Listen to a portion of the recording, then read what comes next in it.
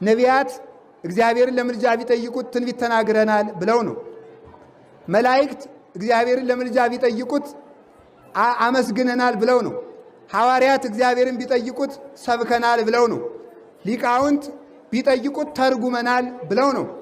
ሊቃነ ጳጳሳት ክህነትን ሰጥተን ቤተ ክርስቲያንን ስርዓት አስከብረን መጻሕፍትን ተርጉመን ሰብከን አገልግለናል ብለው ለምነው ከሌላው በተለየ ምልጃን ስሬትን ይሰጣሉ፣ ያሰጣሉ። ሰማዕታት ደማችንን አፍሰናል ብለው ከእግዚአብሔር ምሕረት ያሰጣሉ። ደናግል መነኮሳት የዚህን ዓለም ፍትወት ንቀን አንተን ተከትለናል ሕዝብ ማርልን ብለው ያማልዳሉ። ከዚህ ሁሉ በተለየ ግን ድንግል ማርያም ወልጅሃለሁ ብላ ስትቆም የእሷ ምልጃ ከሌላው ይለያል።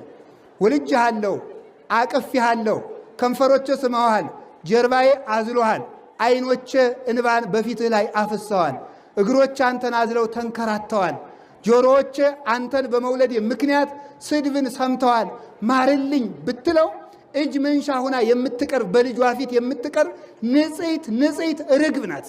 በእውነት በብሉይ ኪዳን በኦሪት ዘሌዋውያን ደሃው ርግብ ያስገባ የሚል መጽሐፍ አለ። ኦሪት ዘሌዋውያን ምዕራፍ 5-6 አነቡ። ያለው ሰው የበግ መስዋዕት ይዞ ይመጣል። ደሃ ግን ርግብ ያምጣ። በሉ በሞቴ ደሃ ርግብ ያምጣ በሉ። ደሃ ምን ይዞ ይምጣ? ደሃ ምን ይዞ ይምጣ? ርግብ በሉ። ታዲያ እኛ ሁላችን የጸሎት ድሃ አይደለንም? የንጽህና ድሃ አይደለንም? የትጋት ድሃ አይደለንም? ሁላችንም እኮ የቅድስና ድሆች ነን። ድሃው ርግብ ያምጣ። ርግብ ይሏችኋል፣ ማርያም ናት። ድሃ የሆነ ሰው በእናቴ ምልጃ ይጠይቀኝ ማለት እኮ ነው። ርግብ እሷ ናት። በእናቷ ተመልኮ በይንታ ይዳዊ ያለ ገሰሳከ አንተን ስለታቀፉ ክንዶቿ ወበይንተ ከናፍሪ ያለ ሳማከ አንተን ስለሳሙ ከንፈሮቿ ተመልከቱ።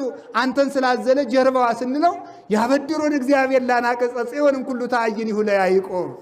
እግዚአብሔር ከጽዮን ከኢየሩሳሌም ሴቶች ይልቅ የማርያምን በሮች ይወዳል ማለት የእሷን ሕዋሳት ሲጠሩበት እግዚአብሔር ይምራል ማለት ነው። ድሃው ርግብ ያምጣ። ድሃ ነኝ ያለ ሁሉ እመቤታችን ይዞ ይቅረብ። ኒንቲያ የሰናይት ርግቤ ብሏታል። እሱም ራሱ አንቺ ከሌላው በተለየ እናቴ ርግቤ፣ አንቺ ከሌላው በተለየ ልታማልጅ ይገባል። በሉቃስ ወንጌል ምዕራፍ 1 ላይም ስመረከብኪ ሞገሰ በኀበ እግዚአብሔር፣ በእግዚአብሔር ዘንድ የሰለጠነ ስም ተሰጥቷታል እሷ። ስለዚህ ለዚህ ነው ቅዱስ ኤፍሬም ለኪ ይደሉ ዘምኩሎም። ተመልከቱ ቅዱሳን ትስአል ይለነ ኦ ምልዕተ ጸጋ፣ ምልዕተ ጸጋ፣ ምልዕተ ክብር ሆይ ከሁሉም ሰው በተለየ አንቺ ትለምኝልን ዘንድ ይገባል። አንቲ ታቢም ሊቃነ ጳጳሳት ሊቃነ ጳጳሳት ይለምኑልህ እንጂ ትይኝ እንደሆነ መለመኑን ይለምኑልኛል፣ ግን ከሊቃነ ጳጳሳት አንቺ ትበልጫለሽ። ወፈድፋደ ትከብሪ ነቢያት ያማልዱ እንጂ ትይኝ እንደሆነ አዎ ማማለዱን ያማልዱኛል፣ ግን አንቺ ከነቢያት ትበልጫለሽ ይላል። ተመልከቱ።